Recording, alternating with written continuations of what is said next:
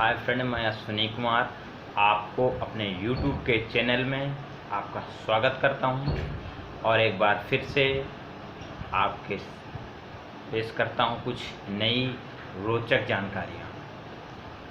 जैसा कि आप लोग सभी लोग जानते हैं कि भारत की राजनीति में सामाजिक स्तर में कि कोई न कोई एक घटना घटे वो जाति से ज़रूर जोड़ दी जाती है। वो राजनीतिकरण हो या सामाजिक अनुष्ठान हो, कुछ भी काम हो, उसको जातिगत देखा जाता है। आखिर ऐसा क्यों? यह एक सोचने का विषय है और यह आधुनिक भारत में जब जातिगत आरक्षण की बात चलती है तो एक बहुत बड़ा चर्चा का विषय बनता है और इसमें बहुत से बातें सामने आती हैं।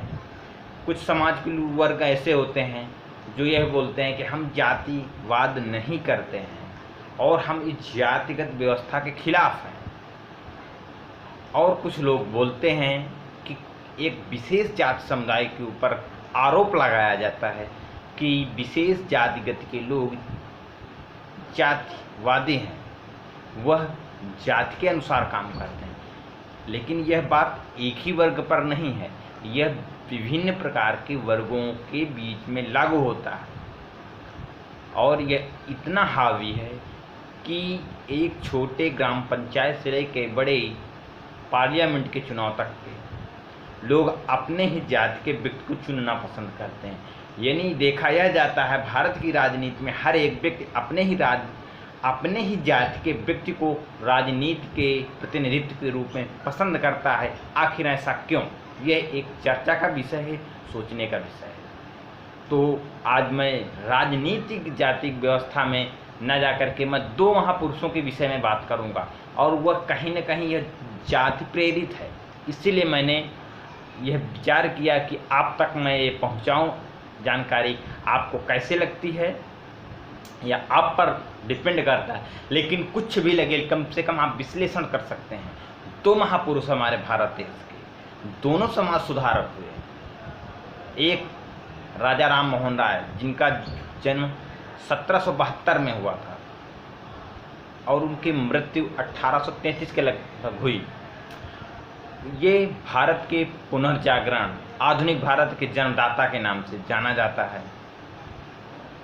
इनके बारे में बहुत से लोगों ने सुना है कि इन्होंने सती प्रथा का अंत कराने के लिए, रोक लगाने के लिए अंग्रेजों से विशेष अपील की इस व्यवस्था को ख़त्म करवाया। लेकिन यदि वहीं दूसरी तरफ देखा जाए तो 14 अप्रैल 1827 को महात्मा ज्योतिबा फुले इनका जन्म होता है और इनकी मृत्यु 1890 के लगभग इनकी मृत्यु होती है। ये भी एक समाज सुधारक थे, लेकिन ये दूसरे के द्वारा तो कुछ बातें बताई गई होती ही हैं।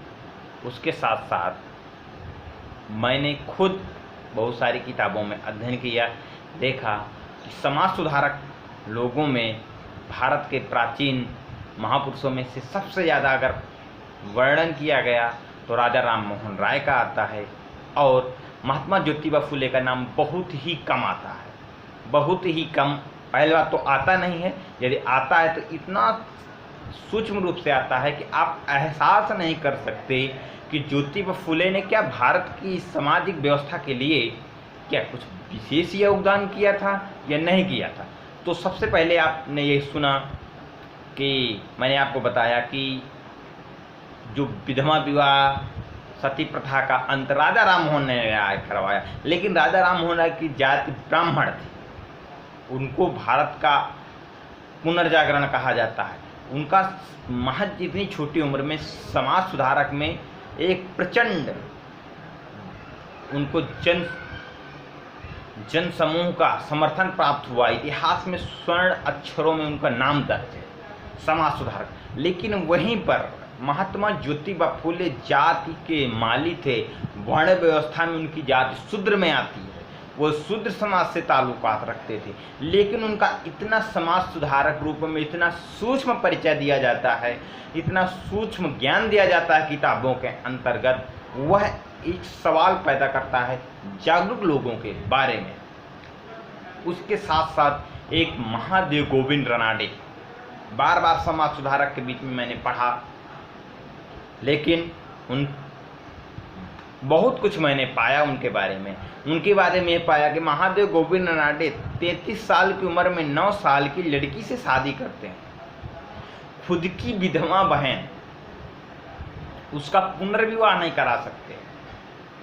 ज्योतिबा फुले ने उन्हें कहा अपनी बहन की शादी करवा दीजिए। उन्होंने बोला समाज क्या कहेगा, और वो एक समाज सुधारक में उनकी गिनती की जाती है। मैंने बहुत ढेर, जितना महादेव गोविंद रानाडे का नाम आता है उतना ज्योतिबा फुले का नाम नहीं आता। एक सोचने वाली बात है, जो व्यक्ति सामाजिक कुरीतियों को खुद अपने के द्वारा समाप्त नहीं कर सकता वह एक समाज सुधारक हो सकता है, लेकिन जो व्यक्ति जितनी सामाजिक कुरीतियाँ हैं उनको समाप्त करने के लिए अपने कदम बाहर निकाले और अपने आप को उसमें झोंक दे, वह समाज सुधारक नहीं हो सकता। ये एक प्रश्नवाचक चिन्ह लगता है उन साहित्यकारों में, उन इतिहासकारों के ऊपर जिन्होंने इतना ज्योतिबा फुले को कमज़ोर किया। बहुत ही कम लोग जानते होंगे ज्योतिबा फुले को एक सीमित दर्जा दे दिया गया, शोषित वंचित लोग के मसीहा, दलितों के समाज सेवक। आप ये समझ लीजिए कि ब्रह्म समाज की स्थापना राजा राम मोहन राय करते हैं और वो पाखंडवाद, मूर्ति पूजा का विरोध करते हैं, लेकिन वह ब्रह्म समाज की स्थापना करके उसमें यह व्यवस्था करते हैं कि ब्रह्म समाज की जो सदस्यता है वह सिर्फ ब्राह्मण समाज के लोग ले सकते हैं। क्या यह समाज सुधारक व्यक्ति हो सकता है? वहीं पर ज्योतिबा फुले एक व्यवस्था करते हैं जो समाज सुधार आंदोलन चलाते हैं और प्रार्थना समाज की स्थापना करते हैं। प्रार्थना समाज की स्थापना 1873 में करते हैं और उनकी इस प्रार्थना समाज में कोई जाति बंधन नहीं है, कोई जाति बंधन नहीं, किसी भी जाति का व्यक्ति जुड़ सकता है, समाज सेवा कर सकता है, लेकिन उनकी विचारधारा को इतना छोटा कर दिया गया। आप फिर मैं राजा राम मोहन के बारे में, राजा राम मोहन राय को सती प्रथा का विरोधी माना जाता है। सती प्रथा का तो उनके बारे में, उनके बैकग्राउंड आप जानिए कि वह सती प्रथा का विरोध कब किया, जब वह समस्या उनके घर में खुद देखने को पड़ी। क्योंकि जब उनके बड़े भाई की मृत्यु हो जाती है तो उनकी जो भाभी होती है, बड़े भाई की पत्नी होती है, उनको जिंदा चिता में जला दिया जाता है, सती कर दिया जाता है। तो वह अपने जो समस्या, प्रॉब्लम उनको क्रिएट हुई, उनको दिखी, अपने ही घर में दिखी, तब उनको यह एहसास हुआ कि ये तो बहुत बड़ी सामाजिक कुरीति है। तब उन्होंने इसका विरोध किया। लेकिन वहीं पर आप ज्योतिबा फुले के देख लीजिए, ज्योतिबा फुले के साथ जो व्यवहार उच्च जाति वर्ग के लोग करते थे, वह अस्पृश्यता, छुआछूत, उनके साथ शूद्र वाला व्यवहार तो करते ही थे, लेकिन वह अपने साथ साथ समाज के दूसरों वंचित लोगों के साथ देखते थे कि खुद के साथ वो ये चीज़ दे पा रहे हैं, लेकिन दूसरों के साथ, और दूसरों के साथ यहाँ पर वो देखा कि सती प्रथा तो थी ही, वो ख़त्म हो गई थी, लेकिन उसके बाद जो विधवा होती थी उनका सर मुंडन कराने की प्रथा थी। उस वक्त में सर मुंडन करवा दिया जाता था, या गलती से अगर गर्भवती है कोई विधवा तो विधवा या तो अपने आप को आत्महत्या कर लेती थी, या तो उस पुत्र को जन्म देती थी तो पुत्र को मार देती थी।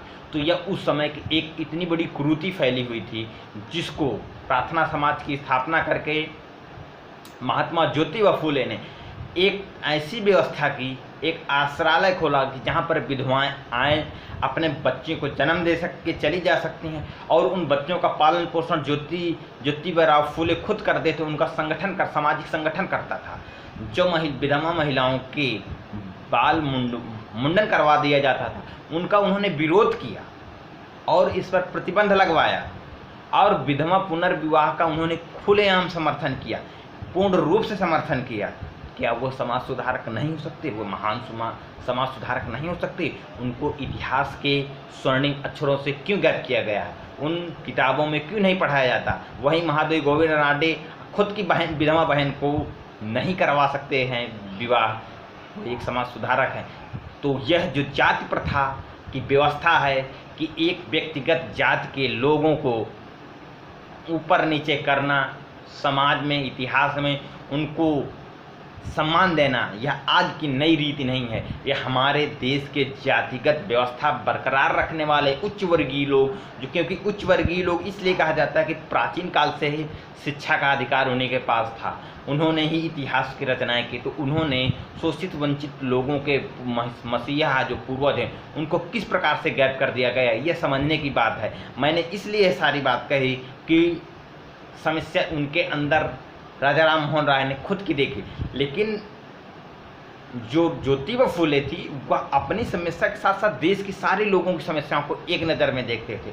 वो दूसरों की समस्या अपनी समस्या समझते थे, क्योंकि ज्योतिबा फूले के खुद का पुत्र नहीं हुआ था, तो एक विधवा आत्महत्या करने जा रही थी, गर्भवती थी, तो उन्होंने खुद उस विधवा के पुत्र को जन्म दिलवाया। विधवा उसके पुत्र को अपना पुत्र अपना के उसको पढ़ा लिखा करके जसवंत नाम दिया, उसको डॉक्टर बनाया, यानी उन्होंने गोद लिया उस विधवा। तो वो एक अच्छे समाज सुधारक थे।